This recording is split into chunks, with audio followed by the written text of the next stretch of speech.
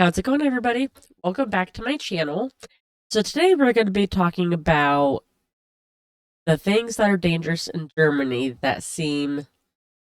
Wait a minute. Things in Germany that feel dangerous to Americans. Um, so this is by Passport 2, so if you enjoy the video, check out their channel.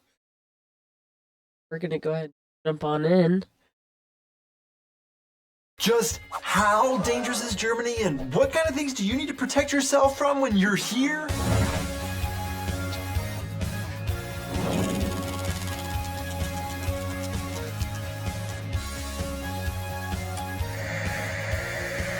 Hey guys, and welcome back to our channel. Real quick, I'm curious to know if they're going to be talking about the playgrounds, because in a recent video I believe I did with Charlie about German playgrounds and how they are more dangerous than American playgrounds. So I will link it up here for you guys to watch next.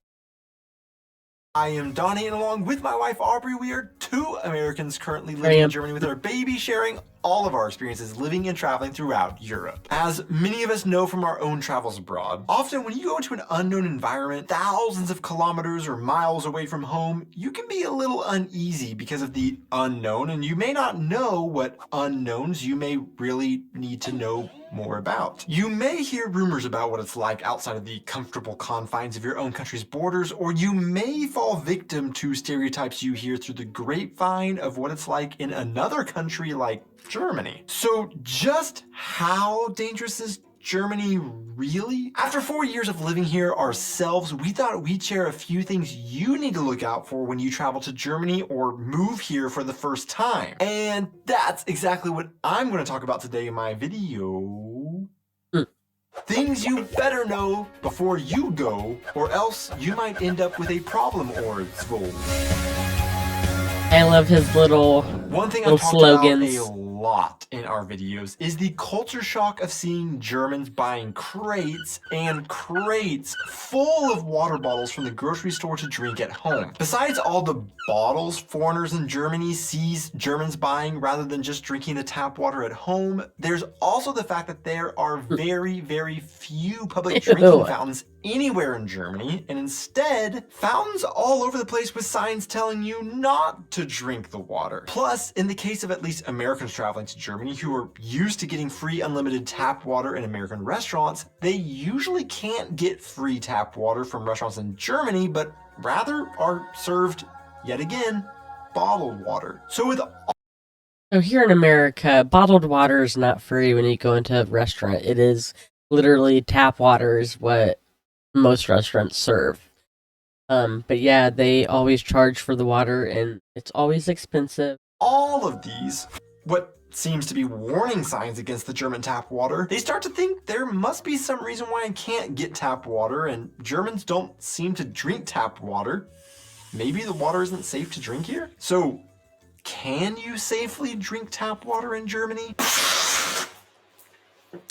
Oh no, this water is totally safe to drink. All that was just because I realized some of you are making your life way too complicated with the insurance companies you're using in Germany because you aren't using Feather Insurance, the sponsor of today's video. Moving to a new country can be overwhelming, and you have lots of questions to ask, like how and what kind of insurance do I get here? Feather's mission is to make insurance in Germany simple and transparent, especially for expats, because they offer their services in English so you can avoid words like this. Feather offers a wide range of insurance policies, and if you want to go full German when you move to Germany and have 6 or more policies, it is incredibly easy to manage because you get all of your insurances under one account. Here's the quick and dirty on what you need to know about water in Germany. Rather than a difference in safety of drinking water, you're actually noticing a difference in preference of water between Germany and the US. Germany is the king when it comes to drinking carbonated water, and in fact, 78% of bottled water consumption in Germany comes from drinking carbonated water. So when you see Germans buying huge crates of bottled... Yeah, that is a big thing that I've always been told was the carbonated water, and I want to get into drinking a little bit more, although I don't know the pros or cons to drinking that, but I have to look into that. I don't know. But what I was going to say was Germany's water is probably more safe than our water here in America, especially with everything that's going on in our systems being. That's a whole different thing. I'm not going to get. Water. They are doing it primarily just to get the bubbly stuff, not avoiding dangerous tap water. And no, you can't typically get free tap water in restaurants, but that's not because it isn't safe. German restaurants simply make most of their profits on drinks, so they don't just hand out free water, generally speaking. Sometimes they'll be nice and give you some if you ask, but they aren't required by law to do so, and it isn't customary to do so. Even with all of that, data shows that 83% of Germans drink tap water regularly or occasionally. Just a lot of the time, they will have a water carbonator machine at home to carbonate that tap water before they drink it. In terms of the lack of drinking fountains, this is actually something that the German government has identified as a problem, especially as Germany sees hotter and hotter summers. Since as of last year, there is. So, I'm going to stop that right here because we did have water fountains. In fact, we still kind of do at the park that we always go to. They always have water fountains there, but they stop for the most part doing them in school, and they get these like big thingies where you step on a little paddle on the bottom with your feet, and the water comes out, and you fill your cup with it. But yeah, they pretty much after COVID completely took out the water fountain, which yeah, it is disgusting. I've drank out of those water fountains a lot as a kid, and I'm just thinking, I'm like, oh my gosh, I cannot believe how much germs I probably drank. Roughly only one water fountain for every 275 square kilometers in Germany, the German federal cabinet signed off a draft amendment to the Water Resources Act that would make the provision of tap water via public fountains part of the standard water supply for which public authorities are responsible. So here's the straight facts. German tap water is the most safe and controlled beverage or food product in Germany and tastes so good that in multiple blind taste tests, tap water actually tops or equals mineral waters. And if we look at the 2022 That's World awesome. Ranking of Water Quality, Germany ranks 8th in the world and the US ranks 26th.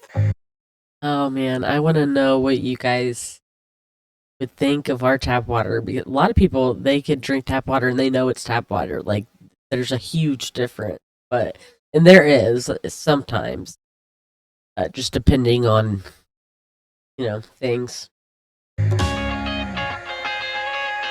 When we have family visiting from the States, I pick them up from the airport and drive them about an hour back to our place. A vast majority of this drive is on the world-famous German Autobahn, a stretch of road that our foreign family and friends ride on with both trepidation and excitement. Foreigners hear of the famous fact that the Autobahn has no speed limit and can't wait to see it in action or drive on it to see if they can brave topping out speeds that they could never legally get away with in their home country. However, we also hear a lot of concern with how incredibly dangerous this must be and how scared some foreigners are to ever merge onto the Autobahn for fear of a driving experience that could match Formula One or NASCAR. I mean, how on earth could you not possibly be putting your life in great peril if cars are whizzing by all around you at unimaginable speeds? Or even beyond that, foreigners come to Germany and are shocked at how all Germans have an unusual fondness for rules and adhering to them, but then let it all fly out the window when they take off on the Autobahn where it seems like there are no rules. To further that, they might even catch wind that there actually is some talk politically to put a speed limit on the Autobahn, reinforcing the idea that it is dangerous to not have a speed limit, and even the Germans who have this no speed limit policy think so as well. Well, I mean, like, how dangerous is it? How many wrecks happen on the Autobahn? I would love to drive down. Charlie would not allow me to. Well, first, a majority of the Autobahn doesn't have speed limits, but not the entire thing. There are parts that do have a speed limit. And two, the debate about putting a speed limit on the Autobahn actually is primarily due to environmental reasons, as the argument is that a speed limit would reduce CO2 and hydrocarbon emissions by 9% and nitrogen oxides by 6%. There are some that argue about putting a speed limit for safety reasons, but most of it is in the environmental argument realm. In fact, if you look at countries with speed limits in place, there are quite a few who still have higher deaths per month rates on highways than Germany, including the US. Yep. So technically, you are supposed to be safer driving on German highways than American highways. Oh, and also, the reality is that you'll sit in either traffic or construction zones on most of the Autobahn anyways in Germany, so you won't actually be moving fast enough for something bad to happen. But how can you actually be safer driving in Germany even though there isn't a speed limit on most of the Autobahn? Well, for one, while you're sitting in traffic in one of Germany's notorious thousands and thousands of construction zones, just check out how amazing the road conditions are. The Autobahn is extremely well engineered and maintained, making the road itself very safe. Also, Germans have to pay upwards of $2,000 for driving school, and it can take up to 6 months to get your license, making German drivers extremely good. Yeah, that's a big thing. We have to just take a test, and they ask really, really stupid questions that don't have anything to do with daily driving. And then you have to go with somebody and drive around, and they pretty much sit with you and tell you if you pass or not. And that's literally as far as that goes. And it's sad. It's really sad. We've lost a lot of young children as driving, not knowing how to drive, driving stupid. Like that. It's like, ugh. And serious drivers. Germany has strict car safety standards, and cars must undergo strict inspections regularly to be roadworthy. And on top of all of that, there is a theory that when you have a speed limit, it actually might create a false safety net. For example, if you don't see someone coming up behind you on a highway, you go and change lanes. You assume there still is no car behind you because cars are following the speed limit, but someone might be speeding and they hit you because you assumed nobody was there. Whereas with no speed limit, you are constantly alert and checking for cars because you never know when a car will come flying up at 250 kilometers an hour, making drivers in theory significantly safer and attentive rather than rely on a false safety. That's a really good. That's smart. I like that. Safety net of a speed limit. All that to say, if you're coming to drive in Germany for the first time, the Autobahn is generally very safe, but you might be the most unsafe thing on it if you are driving it for the first time. So please be very careful and brush up on your German road safety rules before attempting to drive on the Autobahn. When Americans are dreaming up their dream, I mean, like, I can't just go to Germany and start driving on the Autobahn. Like, wouldn't I have to take, what would, like, say I visited, what would be the stipulations in being able to drive? Let me know down in the comments, guys.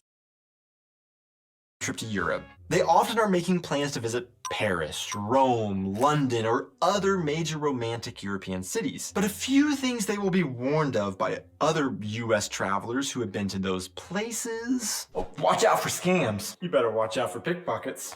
There will be these men that will try to tie bracelets on your wrists, but don't let them tie those bracelets onto your wrists. Gotta watch out for bag snatchers. Don't sign any pledges to donate money to a random monk on the street. Be sure to watch those taxi meters.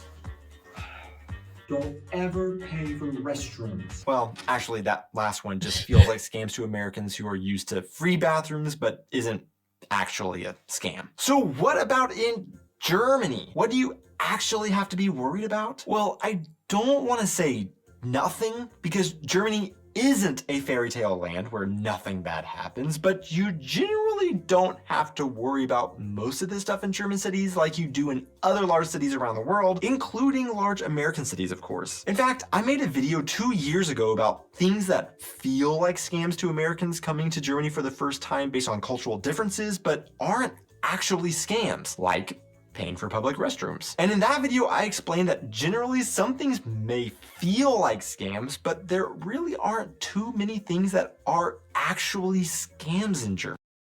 Another thing is, and obviously this isn't a scam, but like at Aldi's, you have to put a quarter in the little slot to get the cart, but then you get that quarter back when you take the cart back.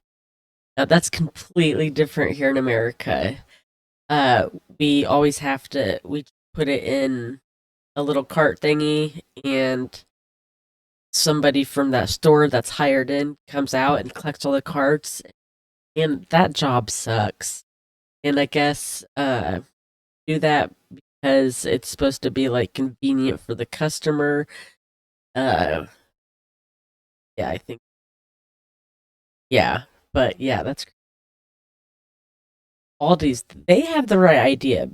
They don't have to hire somebody to do that. Versus we do.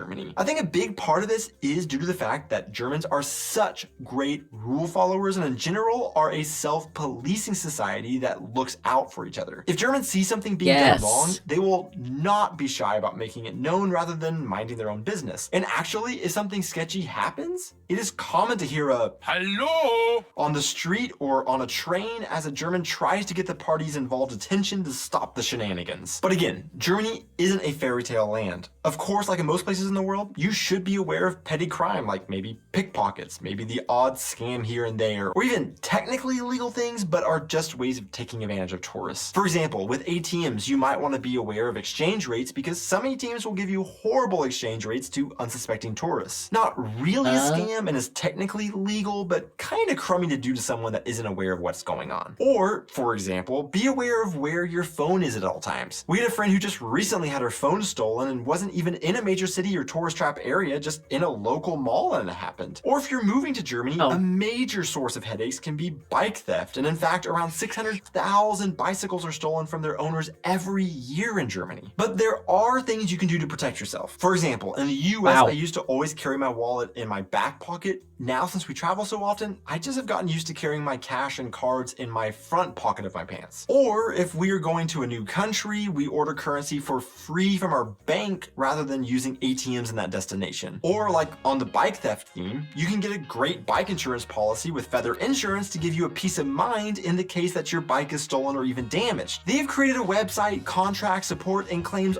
all done in English, making it super simple to use them for expats. Besides that, it's all 100% done online. But overall, I generally do feel safer in Germany than in the US. Well, of course, guns. We have a lot of gun issues. And that just in itself makes America way more dangerous. Also, Americans have to worry about child predator a lot. Really can't let your kids out of your sight. But that sound is true. In many cases, and there are definitely other major cities in Europe that I would warn you about before I would ever warn you about crime or scams in German cities. Again, generally speaking. So here's a big question I have for you. If Germany is so safe, and with this video I have made you feel like you have next to nothing to worry about in Germany, then why are Germans so obsessed with insurance and insuring everything? In my last video, you may have seen me talking about what a culture shock it was for us as Americans to move to Germany and see and hear about insurance in Germany that nearly all Germans have that we had never seen or heard of. It is also a shock to hear some Germans explain to us how they have 10 plus different types of insurances when we had maybe 3 or 4 in the US. I mean, if Germany is so safe, literally, I feel like anymore it's like we have to get insurance on our insurance.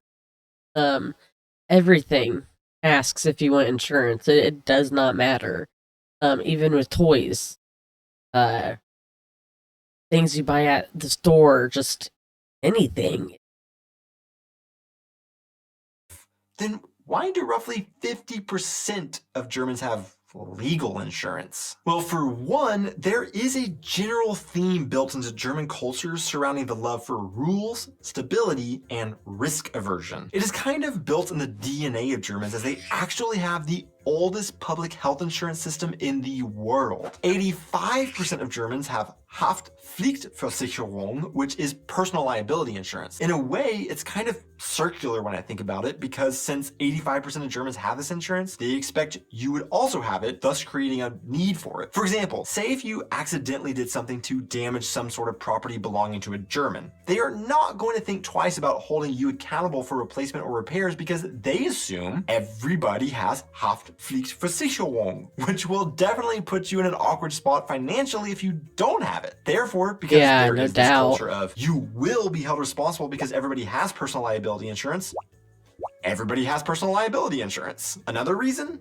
It's super cheap in Germany, like the Haftpflichtversicherung. Because so many people buy into these policies in Germany, the outcome is extremely affordable insurance. So in a way, you end up with a, well, if it's just paying the equivalent of a coffee or two a month to have peace of mind, I might as well. And that legal coverage I mentioned, nearly 50% of Germans have? Yeah, that's not necessarily because of crime per se, but because the risk of being sued in Germany is so high. Germany is in fact the #1 most litigious country in the world. So do Germans...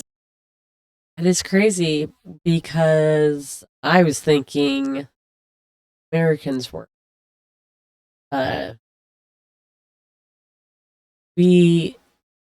I guess I'm not going to include myself in this, but a lot of people sue anybody and everybody for anything. Like, even if, say, they fall on the sidewalk that's in front of your house, get sued for that.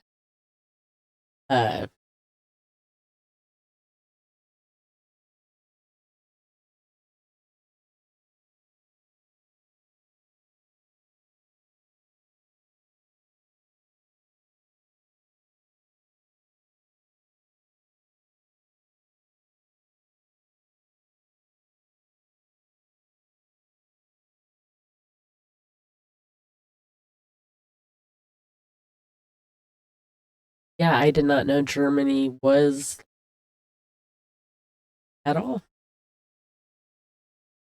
have insurance because Germany is dangerous? Well, not necessarily, but if you do move to Germany, it definitely is important to get your coverage taken care of, and again, Feather Insurance is a great place to start. I mean, they have a 4.9-star rating on Trustpilot after all. And rather than hiring salespeople pushing policies on you that you don't need, Feather has professional expert consultants who can help simply guide you through this normally overwhelming process. To see who made it this far into the video, the random question of the week is...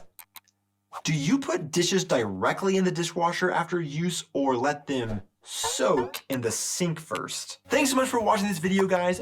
Be sure to hit those like and subscribe buttons, and I will see you in my next video. It depends for that question. It just depends on how I feel.